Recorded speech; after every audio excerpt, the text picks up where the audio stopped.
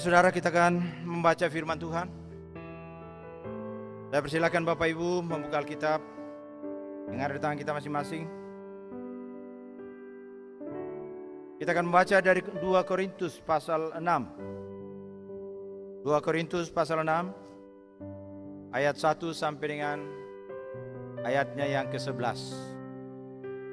Sebaliknya dalam segala hal kami menunjukkan bahwa kami adalah pelayan Allah, yaitu dalam menahan dengan penuh kesabaran dan penderitaan, kesesakan dan kesukaran.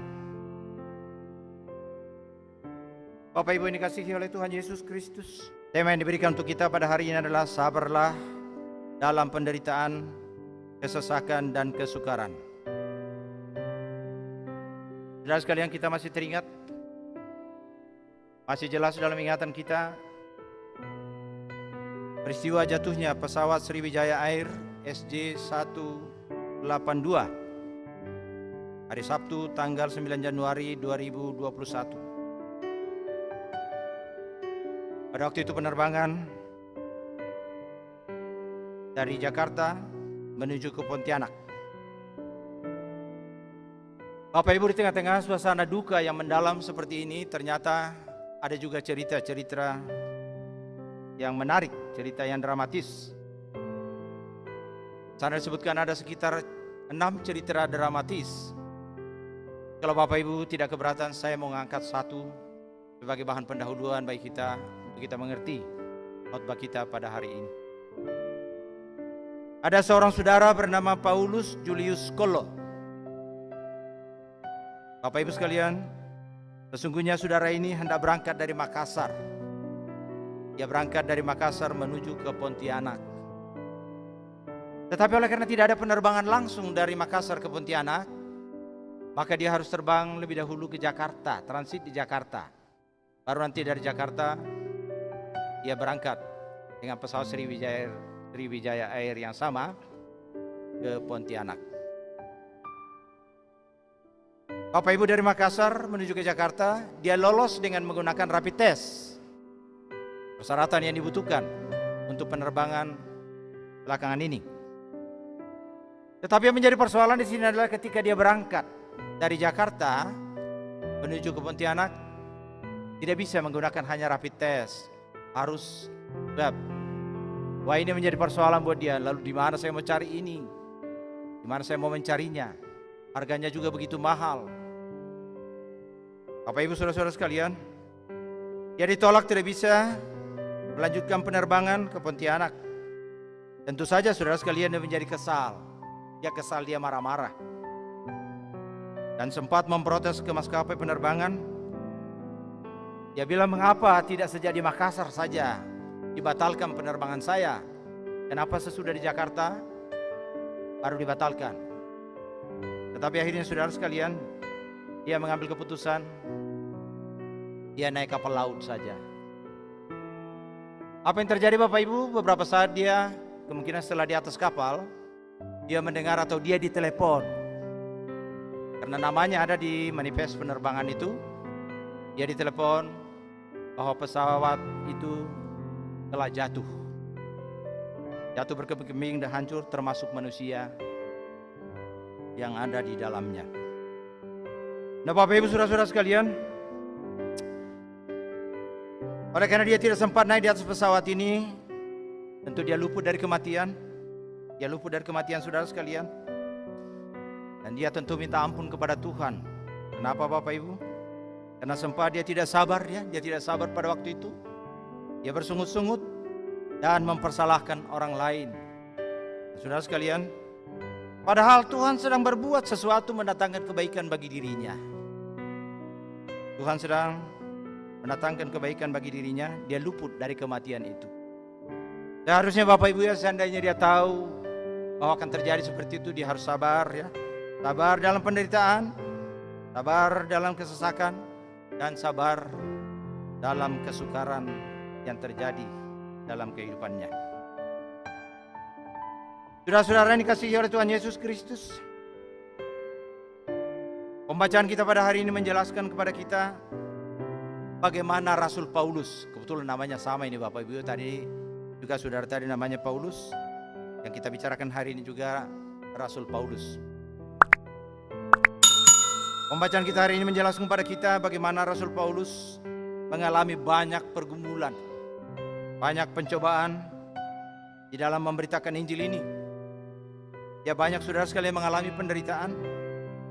Ya, banyak mengalami bencana dan kesusahan. Dalam Alkitab kita mungkin tidak disebutkan seperti ini. Tetapi saya ingin sekali melihat bagaimana sebenarnya tulisan yang sebenarnya, huruf-huruf yang sebenarnya, kata-kata yang sebenarnya. Saya coba ambil Alkitab dalam bahasa Yunani. Saya tidak bisa berbahasa Yunani Bapak Ibu, tapi di situ sudah diterjemahkan dalam bahasa Indonesia. Maka inilah kata-kata yang terdapat di sana dalam bahasa aslinya. Ia banyak mengalami penderitaan, banyak mengalami bencana, banyak mengalami kesusahan. Dia mengalami pukulan, dia dipenjara, dia banyak diperhadapkan dengan kerusuhan. Malam-malam dia tidak bisa tidur Bapak Ibu, dan tidak punya makanan. Di Alkitab kita disebutkan dia berpuasa. Kalau berpuasa Bapak Ibu, kita tahu kalau berpuasa itu artinya dengan sengaja tidak makan untuk memuliakan Tuhan. Tetapi ini ternyata saudara sekalian, oleh karena dia tidak punya makanan, sehingga dia dengan terpaksa tidak bisa makan. Nah, Bapak Ibu saudara-saudara sekalian, kalau orang tidak kuat imannya, maka saya yakin orang itu sudah pasti murtad. Ya, sudah pasti murtad, meninggalkan pekerjaan seperti ini. Kenapa Bapak Ibu? Karena pekerjaan pemberitaan Injil seperti ini hanyalah meninggalkan kesengsaraan penderitaan yang menyusahkan si pemberita Injil itu. Tetapi kita lihat saudara sekalian, ini menjadi teladan bagi kita. Paulus ternyata sabar di dalam penderitaan ini. Dia sabar Bapak Ibu dalam penderitaan yang dialaminya. Kenapa saudara sekalian? Karena dia tahu buat siapa dia bekerja. Dia tahu saudara sekalian, mengapa dia harus bersusah-susah menanggung penderitaan sekeras itu. Dia tidak mau jadi batu sandungan buat orang lain. Tugas yang diberikan kepadanya adalah untuk memberitakan Injil. Maka melalui dia, teladan hidupnya, maka orang-orang yang mendengarkan Injil itu harus diselamatkan. Dia tahu apa yang dia buat. Dia tidak mau menjadi batu sandungan bagi orang lain. Jangan gara-gara dirinya orang lain meninggalkan jalan Tuhan. Nah, saudara sekalian dikasihi oleh Tuhan Yesus Kristus, Paulus kadang-kadang dihormati, kadang-kadang dipuji, tetapi ada juga saudara sekalian yang memfitnahnya.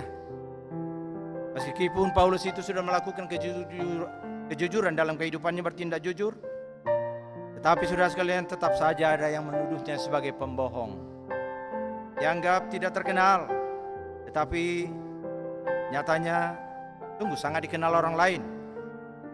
Meskipun dia dianiaya saudara sekalian dan dianggap sudah mati, tetapi ternyata dia masih hidup. Ada imbalans yang terjadi. Hatinya memang sedih saudara sekalian, hatinya memang sedih oleh karena begitu banyak penderitaan yang dialaminya dalam memberitakan Injil kerajaan Allah ini. Tetapi anehnya saudara sekalian, di tengah-tengah duka yang dialaminya selalu saja ada sukacita. Saudara sekalian, orang mengatakan Paulus itu miskin. Memang secara harta materi dia tidak punya barangkali, tidak punya apa-apa. Tetapi sebenarnya dia saudara sekalian punya segala-galanya. Kenapa Bapak Ibu? Selain memang sebagai seorang penginjil, dia tidak merasa punya kebutuhan terlalu banyak. Tetapi kalau dia memiliki satu kebutuhan, nampaknya tetap saja dikabulkan oleh Tuhan, dipenuhi oleh Tuhan. Dan terlebih daripada itu saudara sekalian, Paulus sudah diberkati untuk membuat banyak orang menjadi kaya. Paling tidak saudara sekalian kaya dalam hal kerohanian. Saudara-saudara yang dikasihi oleh Tuhan Yesus Kristus, mengapa Paulus menceritakan semua ini kepada kita pada saat ini dan kepada orang terdahulu, orang di Korintus? Mengapa dia perlu menceritakan ini? Supaya semua orang di jemaat Korintus belajar sabar. Orang yang percaya dituntut untuk menyangkal diri dan memikul salib. Janganlah karena berbagai persoalan tetek bengek dalam kehidupan kita seperti itu, iman jemaat menjadi luntur. Pertama, tekanannya ini kepada para pelayan. Janganlah karena berbagai persoalan tetek bengek seperti itu, iman jemaat menjadi luntur, murtad hingga kasih karunia Allah yang sudah dianugerahkan oleh Tuhan menjadi sia-sia. Janganlah Injil yang dengan susah payah diberitakan, itu ternyata menjadi sia-sia. Kasih karunia itu saudara sekalian kita sudah mengerti ya. Apa yang dimaksud dengan kasih karunia di sini?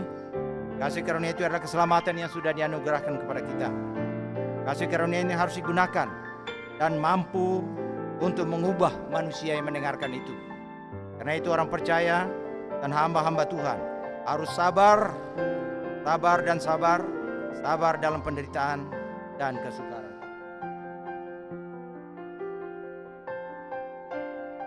Saudara-saudara yang dikasihi oleh Tuhan Yesus Kristus,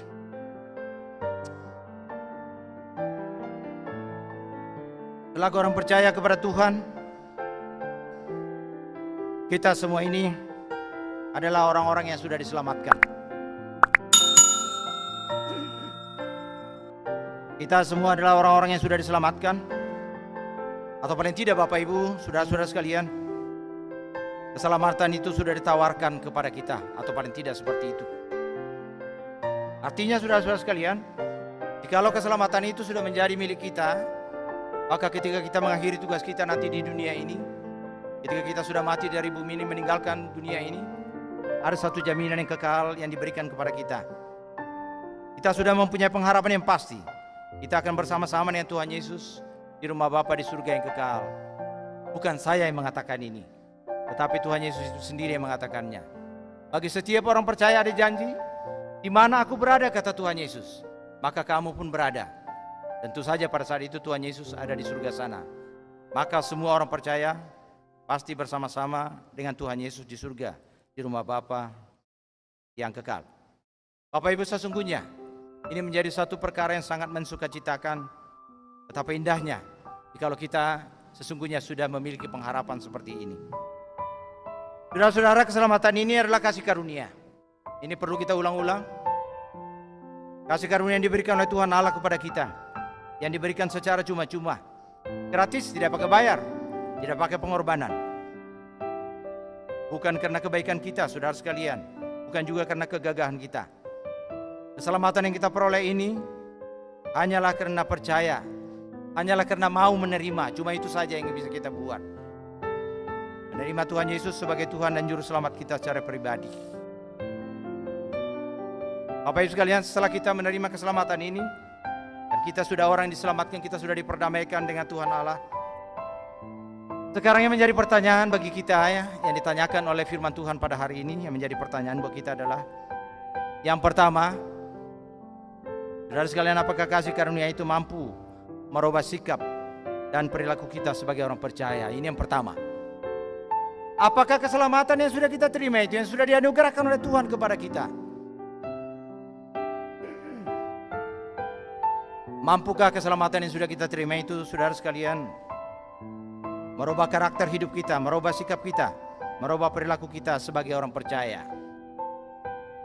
Kalau tidak, saudara sekalian, ini menjadi sia-sia. Saya mau berikan ilustrasi berikut ini kepada kita. Ya, sebenarnya ini adalah kejadian yang sesungguhnya pernah terjadi. Ada seorang hamba Tuhan, saudara sekalian, tepatnya seorang pendeta. Ini kesaksian dari seorang pendeta.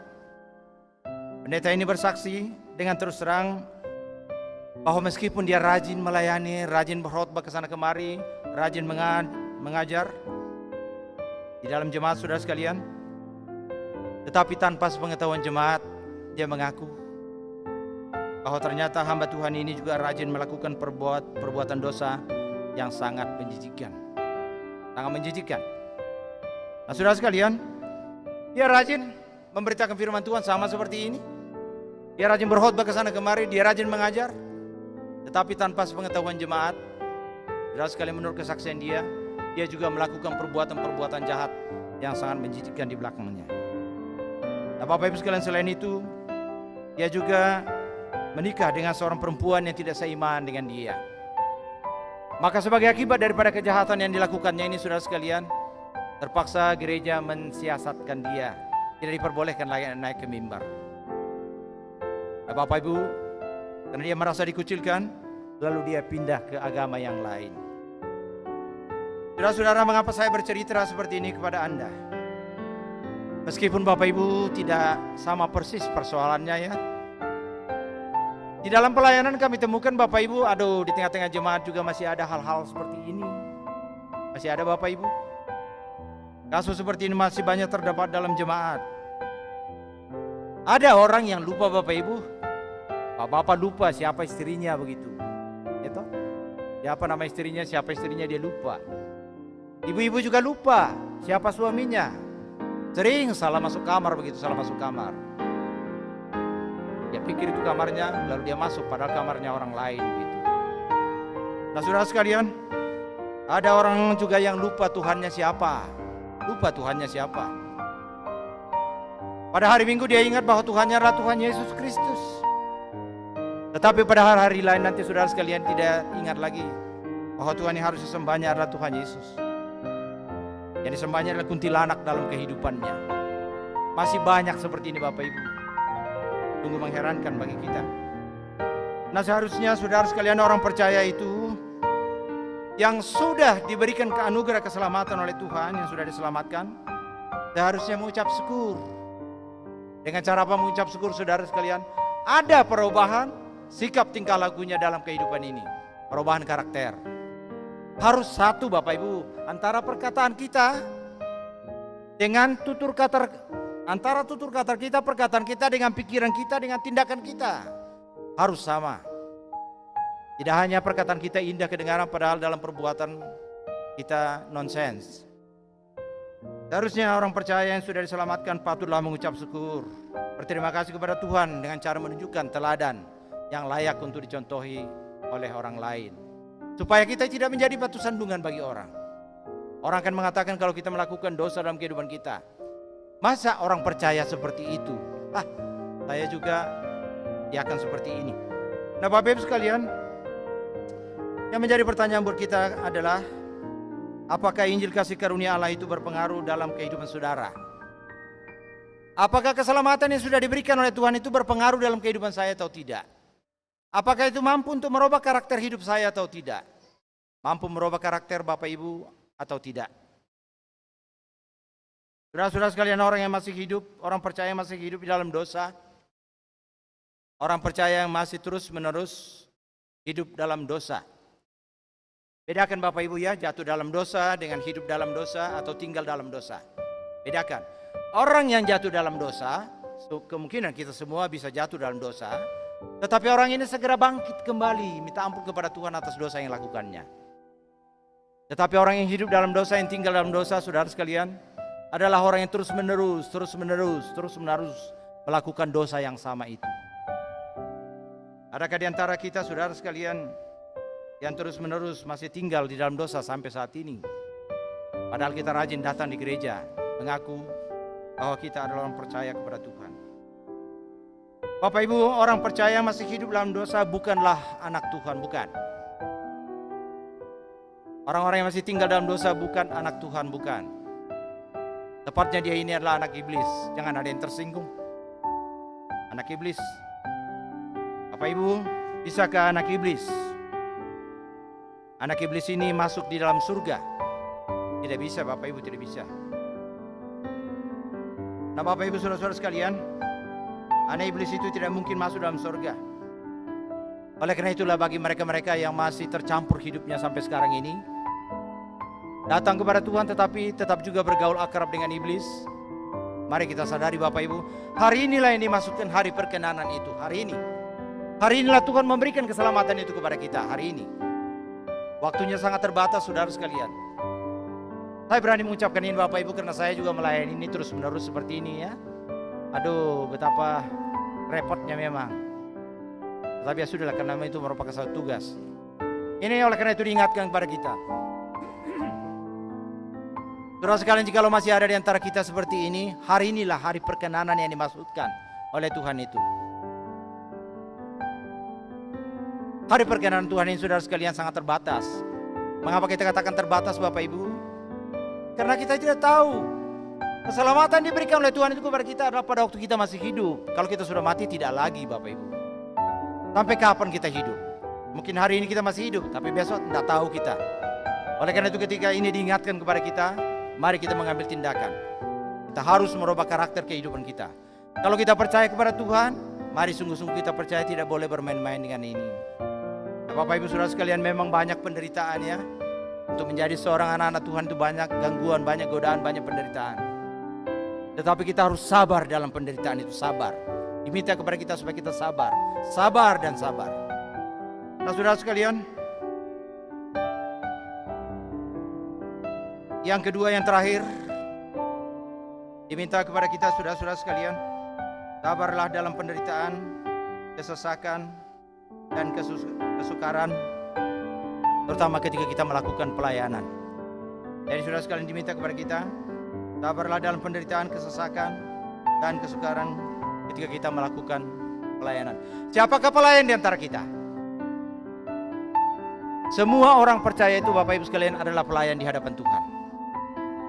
Sebab tugas ini diberikan kepada kita bukan hanya kepada guru jemaat, pendeta dan sebagainya, bukan. Tetapi kepada semua orang percaya untuk memberitakan Injil kerajaan Allah ini sesuai dengan Matius pasal 28. Kita tahu persis. Jadi tugas ini adalah tugas kita bersama-sama. Saudara sekalian, ada di antara kita mereka ada yang terpanggil sebagai misionaris, ada yang terpanggil sebagai pendeta, ada yang terpanggil sebagai guru jemaat, guru Injil, ada yang terpanggil sebagai pelayan unsur, sebagai penatua, sebagai siamas, sebagai multimedia, pelayan dalam rumah tangga. Kebanyakan di antara kita adalah pelayan dalam rumah tangga. Artinya saudara sekalian, di dalam rumah tangga kita itu, di sana ada istri, di sana ada suami, di sana barangkali ada orang tua, di sana ada anak-anak. Maka inilah ladang pelayanan Bapak Ibu sekalian. Inilah ladang pelayanan Anda. Anda menjadi pelayan di sana. Anda menjadi pendeta di sana untuk membawa mereka semua yang dalam rumah itu datang kepada Tuhan. Nah Bapak Ibu saudara-saudara sekalian, dalam pelayanan yang kita lakukan ini seringkali memang harus, saya mengatakan saudara sekalian harus memang, karena seringkali kita harus menghadapi berbagai pencobaan, penderitaan. Tetapi sebaliknya saudara sekalian, bagi kita yang tinggal di tanah Papua ini, tinggal di Papua Barat, tinggal di Manokwari, kita harus bersyukur ya. Kenapa saudara sekalian, dalam memberitakan Injil ini tidak terlalu banyak kesukaran yang kita hadapi. Tidak seperti yang dihadapi oleh orang-orang di Jawa sana atau orang-orang di Timur Tengah. Di sini oleh karena mayoritasnya orang Kristen, kita bebas memberitakan Injil. Tetapi di luar sana penderitaan itu sungguh kentara. Orang dilarang beribadah, orang gerejanya dibakar, gerejanya dirusak. Untuk membangun gereja tidak bisa. Tapi di sini saudara sekalian, orang yang memberitakan Injil yang malas. Dan Bapak Ibu saudara-saudara sekalian, kalaupun ada hambatan, kalaupun ada penderitaan yang harus kita rasakan saudara sekalian, barangkali seperti penderitaan oleh karena hambatan alam, transportasi, sakit penyakit ya, penyakit malaria, penyakit ispa. Dalam pelayanan ini diminta kepada kita saudara sekalian supaya kita sabar dalam penderitaan, sabar dalam kesesakan, sabar dalam kesukaran ini. Karena dalam penderitaan inilah Bapak Ibu, dalam kesesakan, dalam kesukaran inilah justru iman kita bertumbuh. Dan orang bisa melihat pelayanan kita cukup maju, sukses, dan orang akan mengikuti kita. Kita dituntut untuk sungguh-sungguh dan tidak berleha-leha melakukan tugas pelayanan yang satu ini. Bapak Ibu, saya teringat satu cerita. Saya teringat sebuah kisah penginjilan dari tanah India. Saya yakin kita semua tahu cerita ini, saya hanya mengulang aja. Yang menjadi latar belakang sebuah lagu yang sangat kita kenal. Semua kita tahu juga lagu ini. Menjadi latar belakang dari sebuah lagu yang sangat kita kenal dan sangat menguatkan para hamba Tuhan dalam melanjutkan pelayanan di dalam kehidupannya. Lagu itu adalah Mengikut Yesus Keputusanku. Mengikut Yesus. Kita tahu lagu ini. Kisahnya begini Bapak Ibu. Pada tahun 1800-an di India, di bagian timur, tepatnya di daerah Assam, tinggallah satu keluarga bernama keluarga Nokseng, istri dan 2 orang anaknya. Bapak Ibu sekalian, keluarga ini berasal dari suku Garo. Suku ini adalah merupakan suku yang agak besar. Suku yang agak besar di India. Karena penginjilan begitu maraknya pada waktu itu yang datang dari Inggris, dari Eropa, maka keluarga ini mengambil keputusan untuk mengikut Yesus sebagai Tuhan dan Juru Selamatnya secara pribadi. Nah, Bapak Ibu sekalian, perlu dijelaskan dulu kepada kita bahwa di tempat di negeri di mana hamba Tuhan ini tinggal, keluarga Nokseng ini tinggal, adalah keluarga yang sangat primitif. Bayangkan untuk menunjukkan status sosial mereka, mereka memajang tengkorak-tengkorak manusia, tengkorak kepala manusia, seberapa banyak yang dibunuhnya di depan rumahnya. Jadi semakin banyak tengkorak kepala manusia yang terdapat di depan rumahnya, maka semakin tinggi status sosial daripada orang ini. Nah, oleh karena itu saudara sekalian, mereka ini adalah tergolong juga sebagai orang-orang kanibalisme, pemakan daging manusia. Kita masuk kepada cerita kita yang semula. Saudara sekalian, ketika kepala suku mendengar bahwa Nokseng dan keluarganya sudah menganut agama yang lain, menerima Yesus sebagai Tuhan dan Juru Selamat pribadinya, maka kepala suku mengumpulkan seluruh masyarakat di desa itu. Nah, saudara sekalian, diadakanlah sidang adat. Keluarga Nokseng ini tampilkan di sana dan diminta kepada keluarga ini supaya meninggalkan imannya. Kepala suku mengatakan, kalau kau tidak meninggalkan, tidak menyangkal imanmu kepada Yesus itu, maka yang pertama saya akan membunuh anak-anakmu di hadapanmu supaya engkau saksikan sendiri. Tetapi apa jawabannya saudara sekalian? Dia menjawab, mengikut Yesus keputusanku, kuta ingkar. Mengikut Yesus keputusanku, dan seterusnya. Kuta ingkar. Bapak Ibu mendengar itu, kepala suku ini sangat geram, sangat marah. Maka di hadapan matanya sendiri, kedua anaknya itu dibunuh. Hatinya sangat terenyuh Bapak Ibu. Bagaimana dia menyaksikan anaknya sendiri disiksa dan dibunuh di hadapannya. Kepala suku datang lagi kepadanya dan mengatakan, kau mau menyangkal atau tidak? Menyangkal imanmu yang baru itu? Kalau kau tidak mau menyangkal, istrimu juga sekarang akan kami bunuh di hadapanmu. Tetapi apa jawabnya saudara sekalian? Jawaban daripada Nokseng adalah, tetap ku ikut walau sendiri. Tetap ku ikut walau sendiri, dan seterusnya. Kuta ingkar. Maka di hadapannya sendiri saudara sekalian, istrinya diperlakukan begitu rupa. Darahnya mengucur membasahi bumi, dan dia mati di hadapan suaminya itu sendiri. Dan terakhir saudara sekalian, kepala suku akan mengancam membunuhnya. Tapi kalau dia mau menyangkal imannya di hadapan mereka pada saat itu, maka kepala suku akan membebaskan dia. Tetapi apa jawabnya saudara sekalian? Dia mengatakan, salib di muka, dunia di belakang, salib di muka, dan seterusnya saudara sekalian. Kuta ingkar. Maka seketika itu juga Bapak Ibu sekalian, tombak itu menghujam di jantungnya dan darahnya muncrat keluar, dan dia mati di tempat. Bapak Ibu. Nah saudara sekalian, apakah dengan matinya hamba Tuhan ini, penginjil ini, orang percaya ini, dirinya dan seluruh isi keluarganya persoalan selesai? Penginjilan itu selesai? Tidak Bapak Ibu. Ternyata sebagai akibat daripada pembunuhan orang percaya ini, kepala desa itu menjadi tergoncang, pikirannya kacau. Ada pemikiran datang dalam dirinya mengatakan, itu Yesus yang mereka akui itu seperti apa? Kenapa mau berkorban sampai mati dirinya dan seluruh isi keluarganya? Itu siapa Yesus itu? Kenapa orang mau berkorban baginya? Lalu dia cari tahu, saudara sekalian, cari tahu siapa Yesus itu. Kita persingkat cerita Bapak Ibu sekalian. Satu kali dia kumpulkan seluruh masyarakat kembali. Ketika masyarakat sudah berkumpul, ada sidang adat, dia bersaksi di hadapan mereka. Dia mengaku di hadapan semua orang-orang ini. Dia minta ampun, dia minta maaf kepada mereka, bahwa dia pun sudah mengikut Yesus. Dia pun sudah menerima Yesus Kristus sebagai Tuhan dan Juru Selamatnya secara pribadi. Silakan masyarakat mau menghukum dia atau tidak. Tapi ternyata saudara sekalian, masyarakat tidak hukum dia. Masyarakat menyatakan kami juga mau ikut Yesus bersama-sama. Kami mau ikut Yesus. Mereka menyerahkan diri. Dan lihatlah saudara sekalian, kalau kita lihat sekarang ini, maka di negeri itu dikatakan hampir 90% dari suku Garo itu sekarang adalah berpenduduk umat Kristen. Jadi penduduk terbesar di kalangan suku Garo ini adalah beragama Kristen.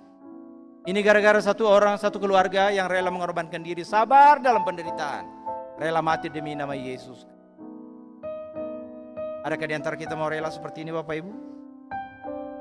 Saudara-saudara yang dikasihi oleh Tuhan Yesus Kristus, kita ini semua adalah pelayan. Kita ini semua adalah pelayan. Ketika melakukan pelayanan mungkin saja ada yang terjadi. Ada saja yang terjadi, Bapak Ibu. Terjadi penderitaan di tengah-tengah kehidupan kita. Terjadi kesesakan dan terjadi kesukaran ketika kita memberitakan Injil ini. Diminta kepada kita, dituntut kepada kita, supaya kita tidak menjadi batu sandungan. Bersabarlah. Penderitaan kita tidak akan sia-sia, Bapak Ibu, tapi akan berbuah yang kekal. Sebab kita tahu mengapa kita harus menderita. Kita tahu. Dan kita tahu juga saudara sekalian untuk siapa kita menderita. Lakukanlah pelayananmu dengan sungguh-sungguh. Sebab jika kita tidak melakukan pelayanan kita dengan sungguh-sungguh, saudara sekalian, maka Bapak Ibu saudara-saudara sekalian, kita akan menjadi batu sandungan. Tetapi kalau kita melakukan pelayanan kita sungguh-sungguh, apapun yang terjadi, akan banyak orang diselamatkan. Saya berharap saudara sekalian, firman Tuhan yang singkat ini, yang barangkali agak sedikit aneh bagi Bapak Ibu, kiranya menjadi berkat bagi kita semua. Tuhan memberkati saudara sekalian. Tuhan Yesus memberkati kita. Amin.